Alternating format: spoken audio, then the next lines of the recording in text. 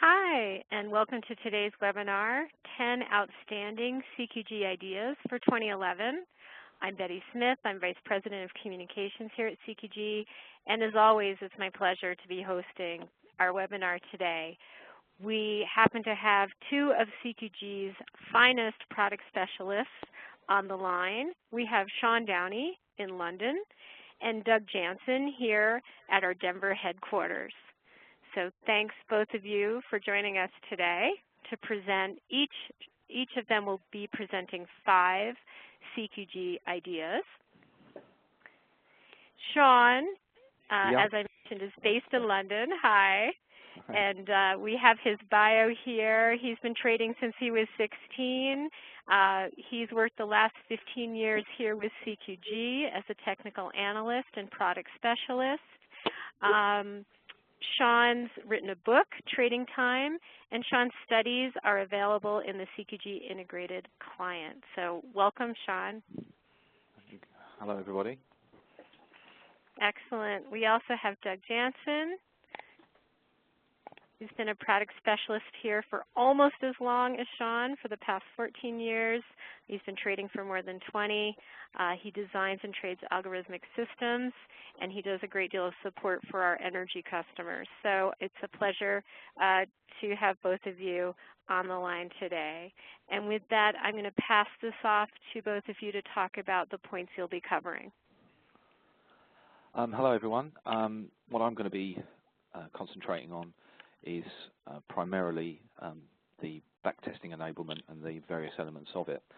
The first part, which is on signal evaluation, I think is something that's often overlooked by traders. And as everybody knows, trading is all about having correct timing, and that particular tool and then what you can do with the results afterwards can greatly help you in understanding the timing of your trades and optimizing that.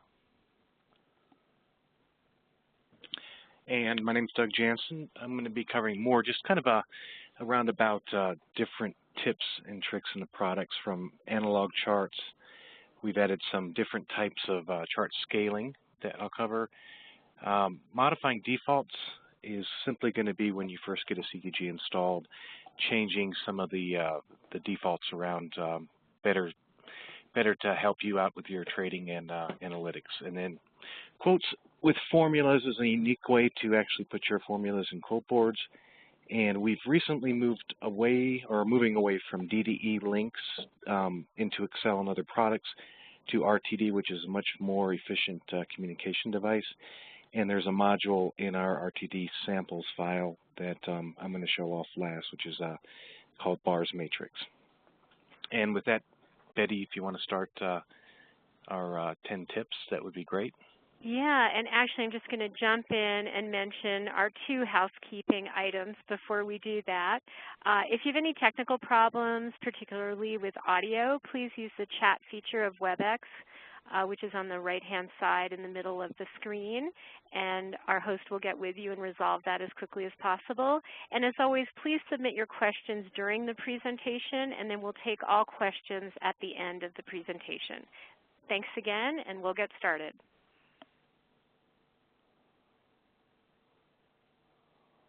Today I'm going to concentrate on some areas associated with backtesting.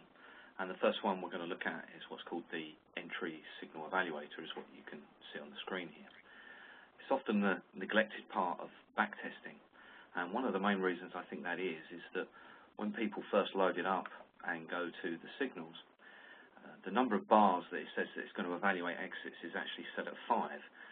And what signal evaluation does is take your entry code of a trade system and tells you the performance without any money management over a look-back period. And of course, 5 bars is relatively short. What you can do is change it to 60 bars, as I've done here. And then once you've done that, you can go into columns, and all of those 60 bars will then be available.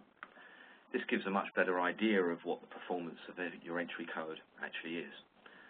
I have my buy and sell signals at the top here, and I've just got it done on a small portfolio going through 5 different contracts. And if I look at the detail of how this performs, I'm getting some good accuracy readings all the way out to around 10 bars in the 50s and 60%, and then as a percentage of profit, it's looking pretty healthy as well. However, it then tails off quite dramatically once we go beyond 15 bars. So what I have the ability to do is to then go into the idea of building my trade system and then putting some timing-based exits around that, and I can also optimize that timing point to make the system as profitable as possible.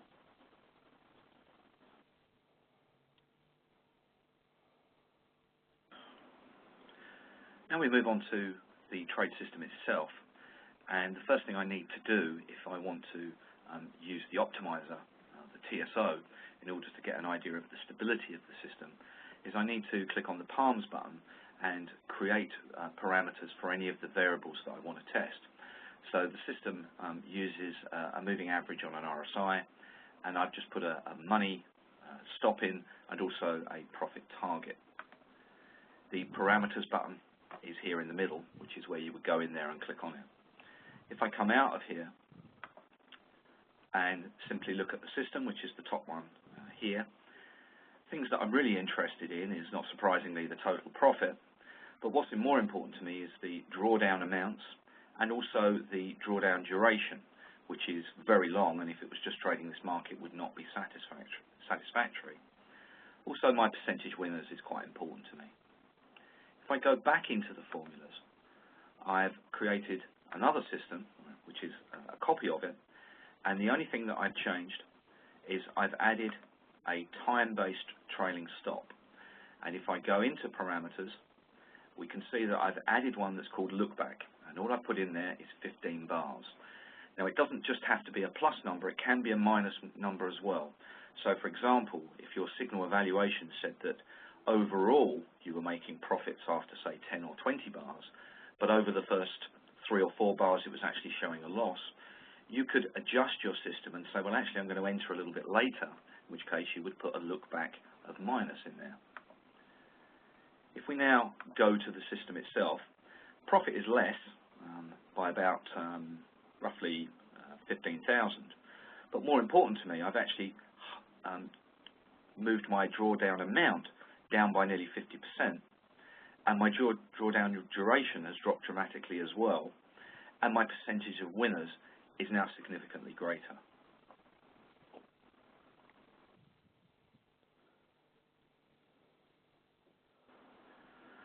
So how do I actually put the parameterized money management into my exit code? Well, the way it's done is I first of all click on exits and then click on new, and there's a variety of different money management that you can put in there. I can go to dollar risk trailing, and then instead of putting a monetary amount in, I simply type in the name of the parameter itself and click on OK. And it appears that nothing's really happened, but all the code is now under the price tab, and it's written all the code for you, and the parameter name profit trail is there. If I go to signal, then it's actually putting that trailing stop immediately that the trade system is open. But if I return to the one that I created earlier and go to trail time, we can see that I've changed that, and I've said that it's greater than look back, which was the parameter name that I created before.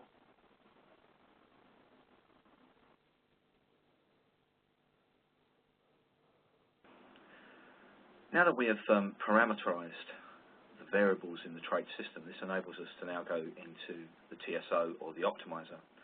You could right-click on the system on a chart, and you would see that the optimize button was there, and it will come up with this window, which effectively only really has 2 buttons, which are specify and start.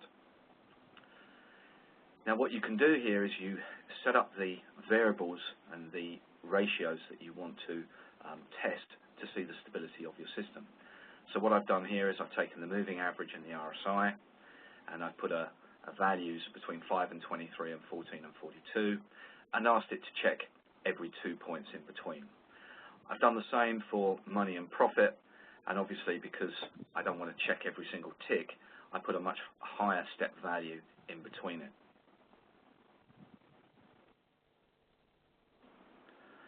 I've now run that test, and we can look at the statistics in two ways. The first is, as you can see now, which is the tabular form, but it actually makes a lot more sense to click on the graph button and look at it three-dimensionally. It's important when you do this that you click on the Z-axis and go to total net profit. And what this graph is doing is comparing the moving average, which is the scale going through the depth, and the RSI, and then I have my P&L curve going up vertically. And what this does is show me the stability of the system, so I can move this around and check whether there's any sudden spikes or dips and see whether it's something that I can believe in the future. What this graph tells me is that if I have a relatively low value of the RSI in combination with a low value of the moving average, then actually I'm not doing very well. And so if I want to use this as a trade system, I really need to be in this area here. It's fair to say whenever I see anyone who uses this that they always tend to optimize and concentrate on the total net profit. But there are some other tests that you can do that will also test the stability of your system. And one of the ones to do is maximum consecutive losses. It's very important when you do that you change it from maximize to minimize. And so that it just tries to not find any trades at all, we can go to thresholds and the setup button. And I can say that I want a minimum total trade count. So here I can set it and say, well, actually, I want at least 50 trades.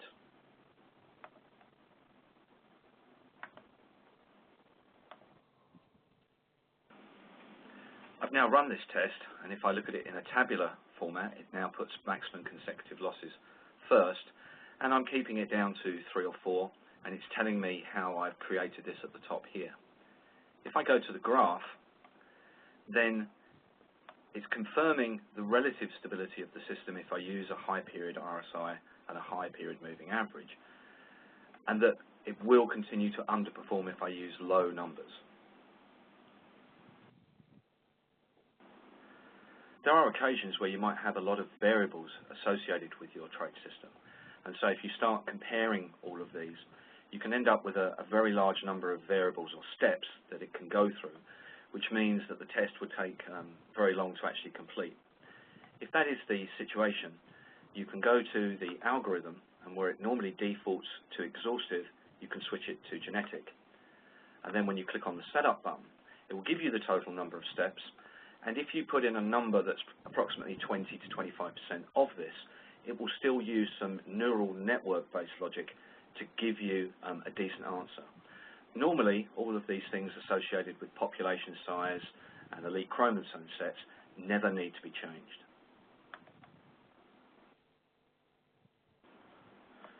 When you use the genetic algorithm, there's one slight difference in how the picture looks, in that in notes it will start saying that there is a number of hits and provide a number against it. And what this means is that as it's looked for the best fit area, it will use the same set of variables and confirm it against, or compare it against other variables, and it's basically telling you how many of those competitions it actually won. It's not overly relevant. However, if we look at the total net profit and all the other statistics associated with it, we're getting a very, very similar number to what we had if we had maximum consecutive losses and also just running the total net profit.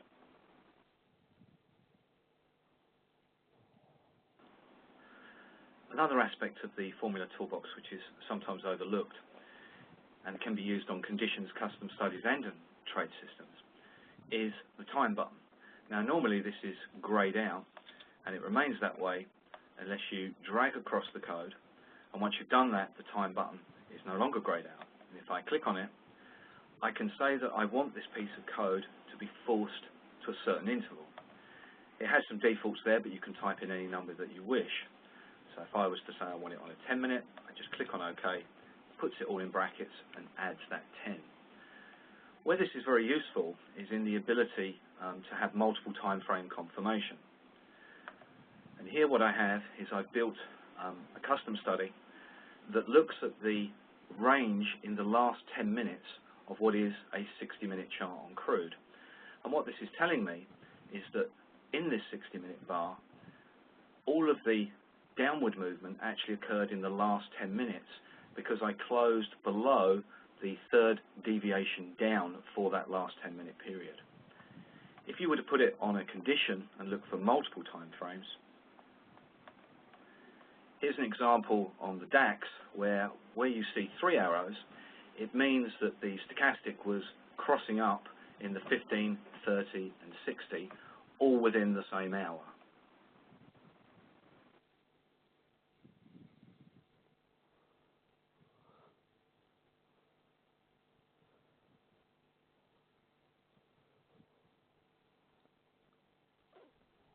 Thanks, Shaun, for your tips. And in just a moment, we're going to have Doug Janson's 5 tips as well.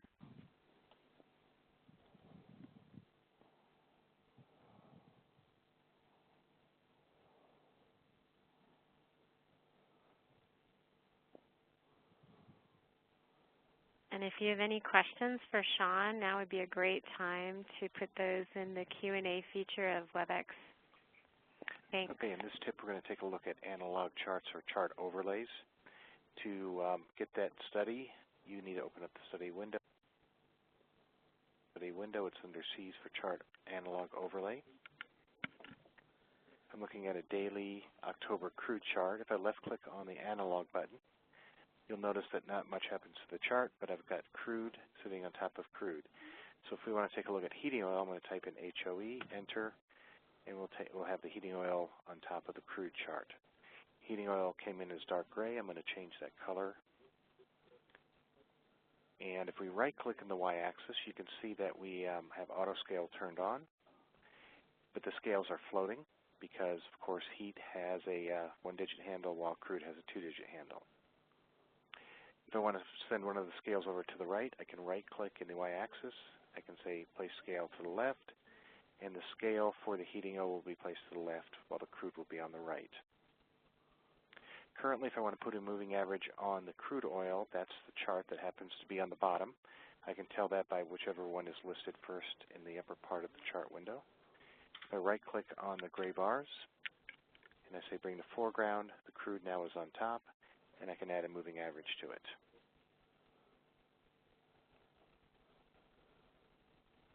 And we'll change that to reflect the color of the bars. If I want to put a moving average on the heating oil, I would bring that to the foreground and do the same modification. Now, if I want to take a look at Brent on this chart, I'm going to right-click on the analog button to turn off the heating oil. We'll left-click on the analog to turn it on. We'll type in QO for Brent. And we'll go ahead and set the scales over to the right, since they both share the same scale. Brent currently has a 3-digit, crude has 2.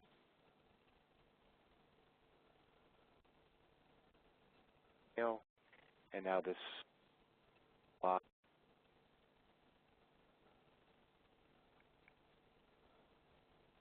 the float, I can left-click on the analog, which will turn off Brent chart.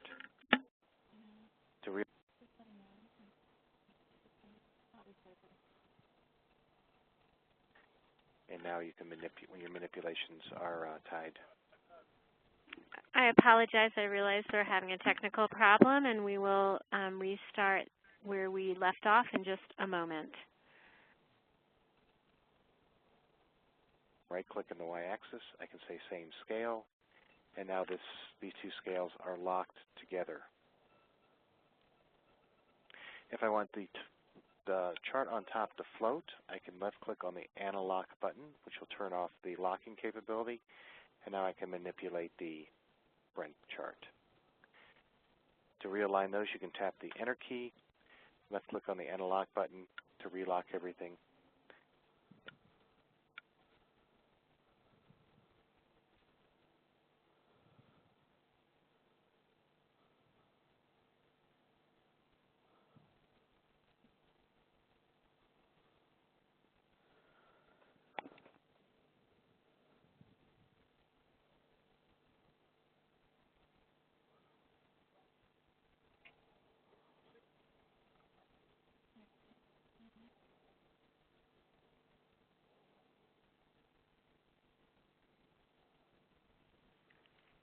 We are still trying to troubleshoot what is going on with the 5 tips from Doug. I appreciate your patience. Here we go, let's see.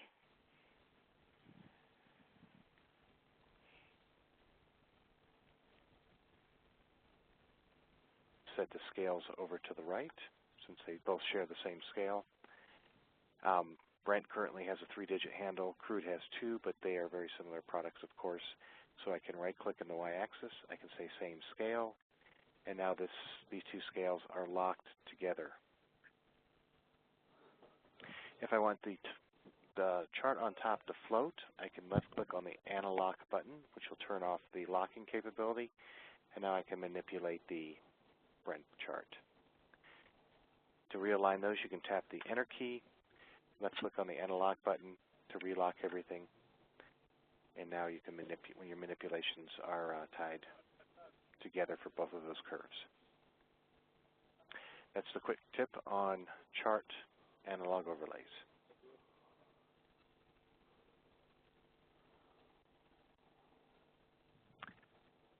Autoscaling will be the topic of our next tip. Currently we're looking at a 2-minute crude chart with Bollinger Bands. And if you right-click in the y-axis, you'll notice that you have 2 choices now. The new addition is Auto Scale without study. So currently I have Auto Scale turned on, which means as the bars or the study values make higher highs or lower lows off the chart screen, the chart will automatically adjust to show them. Now, if you only want to see prices and not the study values, in this case the Bollinger Band high and low values, I can say Auto Scale without studies and keep a close eye of the outer bands. You'll notice that they go off the screen because now everything, of course, is set on price. Now, if I move the chart over to the top session in the crude, or where we're currently at, you can see that a lot of times your labels will get all bunched up. And right now our current label for the last price is showing 86.44, and it's covering up the upper band label. If you want to see the upper band label, you can just left-click on that line, and that will cover up the last price value. If I right-click in the y-axis again, you'll notice that there is a flip choice at the bottom. This is an enablement through CQG. If you don't see that, you can get it turned on. Simply what that does is it will flip the price activity or make it inverse on the chart. To go back to a normal crude chart, I can take the flip off. And you can also type in on the chart the ability to flip a chart. You have to type it in lowercase. By default, everything goes in uppercase in CQG, so if I lowercase CLE by holding the Shift button down and typing that, hit Enter, there's the flip on the crude chart. You also notice that it's 1 over the crude symbol in the upper left-hand corner to show that. All right, that is scaling for this particular tip. Thank you. Okay, on this tip we're going to take a look at the defaults that CQG installs with, and we're going to make various modifications. The first one is under the Studies button on the left-hand toolbar. When you first open up this window, you will notice everything is in alphabetical order. Go ahead and left-click on the Tab View button at the bottom of the window. I know it's out of view. And you will see everything organized by tabs. Trade System Back to Basic Studies is included in the product if you have backtesting turned on, otherwise Pointer Tools to Basic Studies. ATM, all the way over to the right, are third-party vendors. Each carry a separate monthly charge outside of Tom Joseph. With Tom Joseph, you can see Elliott wave counts and pivot points. Our second default that needs to be changed, when CQG installs, under Chart Preferences, the Recalc, it installs recalcing at the end of every bar. So the current bar does not have studies currently ticking on it. You want to change this to recalc on every tick. Our third default that you want to change is showing the values of studies in the backtesting. Right now we can see we have an RSI and a trade system on the screen, but we don't know how far it's going back or the value of the RSI. To change that, left-click on the Setup button, Chart Preferences, Labels and Values tab, turn on study parameters. There is a second one in this window, a little bit lower. Do not turn that one on. And you will now see the RSI is a 5-period RSI, and we go back 1,000 bars on our trade system. All right, the next default is going to be under orders and positions. For those of you that trade through CQG, if you carry a position overnight, let's say you bought an E-mini S&P and closed it out in the morning for a $1,000 profit, the next time you put on a trade for the E-mini S&P, it will show a P&L based on the overnight gain or loss. If you want it to be specific on the second trade only, you need to go into Setup, Account Preferences, and make sure the Match All Orders in One Pass is checked. All right, and the last default we're going to change is under Options window. I'm going to go to Option Preferences.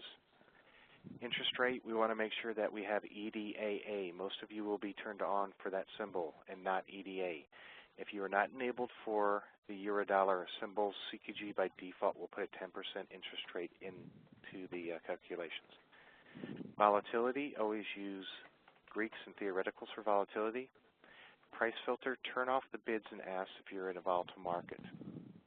And then before you save everything, make sure you do this to all new views, and you also check the DDE operators to make sure that this information goes out to your spreadsheets. If you and another coworker have different results, make sure both of you open up your summary windows and compare these windows to see where the changes might take place to give you different results. That's it for tips on the defaults.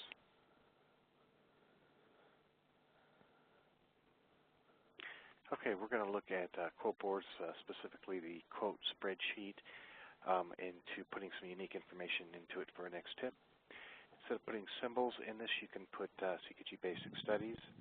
Simply, I'm going to go ahead and to get an RSI in there is type in RSI, open parentheses, the market I want to look at, CLE, close parentheses, and the time frame that I want to look at, in this case a 5-minute chart. Now you'll notice that the study automatically puts in the parameters, and this is a 5-period RSI. So if I want a 14-period to match the subgraph below on the chart, I need to type in RSI, open parentheses, CLE, comma 14, close parentheses, again, comma 5 for a 5-minute chart. And you can see the value matches the subgraph. We can also put conditions into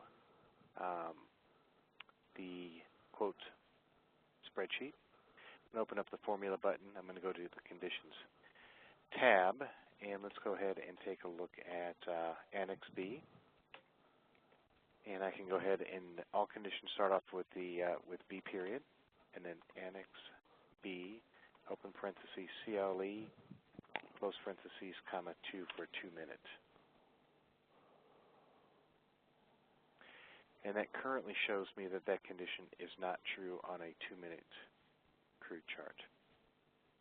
We also can put custom studies into the quote spreadsheet. Opening up the formula window, going to the custom studies tab, we'll take a look at the Connie Brown study here. You want to make sure that you notate the name that goes on to the button, and then also the curve name. In this case, it's just the default C1.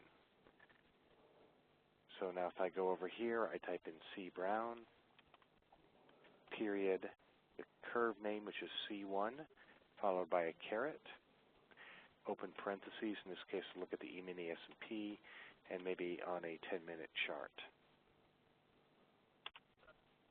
And then there's the value for that particular custom study.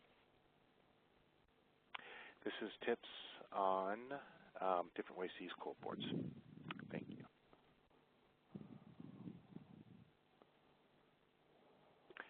All right, in this tip, we're going to go ahead and cover RTD. It's going to be the RTD version of get bars, which has been our long-standing DDE macro to pull data out of CQG. To get to the RTD samples files, we open up the Windows Explorer, go to Program Files. If you have a 64-bit operating system, it'll be x86, CQG Net, Samples, RTD, and we're going to open up the Studies RTD. And we're going to go to Bars Matrix.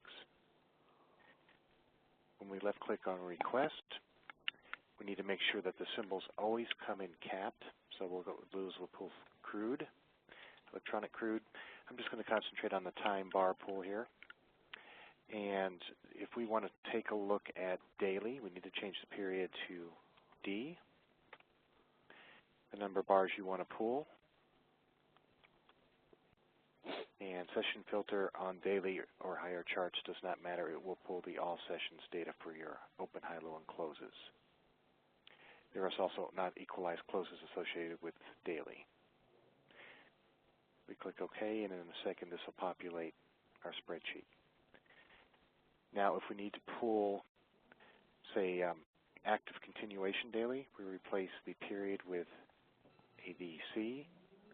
Again, I'll pull 300 bars. I can choose equalized closes, and again we type in the symbol uppercase. And this will pull 300 active continuation daily bars. For adjusted continuation, it's JDC. And again, we can put equalized closes on that. Or if it's just daily continuation, DC, and by default, equalized closes does not work on that. To see the various types of continuation charts, you can go into CQG, Chart Preferences, Continuation, and you can see the three types of continuations here. Again, standard grays out the equalized closes. We can also pull up customized sessions. I have a customized session here that's just simply called ER. It is 8:30 until 1:30 in the afternoon, just on Thursdays. And if we go back into the RTD spreadsheet, we can type in crude. Make sure your symbols come in uppercase. If they're lowercase, it will be inverse of the symbol. And if we wanted to pull, let's say, 5-minute continuation data, I'm going to type in A5C. Again, we'll pull 300 bars out. We're going to pull primary only. And again, the customized session is simply called ER. I'll click OK. And this will give me data just for those Thursdays. This is the tip for RTD get bars example. Thank you.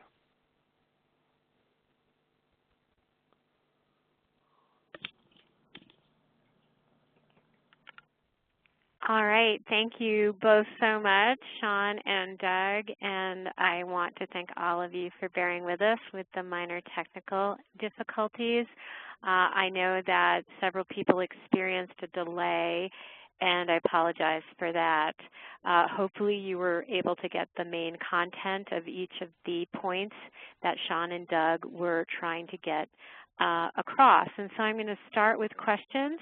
And, you know, Shaun and Doug, I have several questions that have come in, and you can bounce back and forth, but I will just start right at the top. So a question from Kelly, have any evaluation reviews been done comparing CQG's backtesting functionality with other programs such as TradeStation? Well, we've done, you know, as part of internal marketing decisions and stuff like that, and there's been periodic times where we look at the opposition and see what they're doing. Backtesting generally is fairly uniformed in terms of its theory and what different products are trying to do. Having said that, I think the signal evaluation is unique. I don't know of anything similar on any product anywhere. And as far as I'm concerned, timing is everything to do with trading, so it's an extremely important tool. So the signal evaluation is definitely unique. Right, and Shaun, let me add one thing to a comparison between us and TradeStation. Years ago, we used to run TradeStation next to CQG just as an additional vendor to put our systems in, and there was a point in time we would always come up with different results, and everything was correct, and I would bring the data in from CQG. And an interesting thing is With CQG, if you happen to have an exit signal on a bar that has a profit objective hit and a stop hit at the same time, CQG will automatically take the assumption that the stop is hit, and it will take the assumption that it's a losing trade, so your statistics will always be undervalued in our product, while on the flip side, TradeStation will always take the profit and ignore the stop if it's hit on the same bar, and their results are always overstated. So that's one big thing I found out years ago when we did side-by-side comparisons. All right, thanks both of you for responding to that question. I love the next question because actually we get to do a little plug. Does CQG offer a backtesting blog or other community forum? And Shaun, do you want to talk a little bit about your blog, and then we can respond to the second half of that question? Yes, I write a blog on the news.cqg.com part of the website. I normally try and put something out once a week if I can. That sort of covers all sorts of technical areas of CQG, and that can be associated with system building, certain studies and techniques that can be used either for ordinary trading or for system building. There's also some stuff on there associated with specific types of exit strategies. There's also things about redefining data, which again is something that I think generally market participants neglect. As markets have become increasingly 24 hours a day, then actually the ability to manipulate data into what you actually want it to be, or to redefine it in things like T-flow, I think is very important. So there's lots of information. I've been writing it since the beginning of the year, so there's probably, I don't know, 30, 35 articles there. Sometimes there's ones that are talking about markets, so it might be a market that I'm interested in and what the technical setup is. Thanks, Shaun. And to the second half of the question about a community forum, we do not currently have a community forum for users, but it is one of the things that we're working on for 2012. So thanks for that. Here's a question from Charles. Is there some written material for the optimization that Shaun did in his presentation? Yes, there is. If you email Doug or myself, then we can send you the documentation associated with it. There's about 3 different files that I wrote many years ago that go through all the logistics of how you go through all the parts of backtesting. Right. Now, we've got some sample documentation I can include with that. I think it's a little different than what Shaun's talking about, but certainly we have additional how-tos in putting that together. All right. The next question I have is, can non-time-based bars be created, such as tick bars or price bars? Well, yes, you've got a variety of those that can be done. The first one is what's called constant volume bars, and they can build either based on the number of times it trades or on the actual volume. So depending on the activity of the market, then the length of the bars or how long they last is to a certain extent random, but they can be sub-minute bars.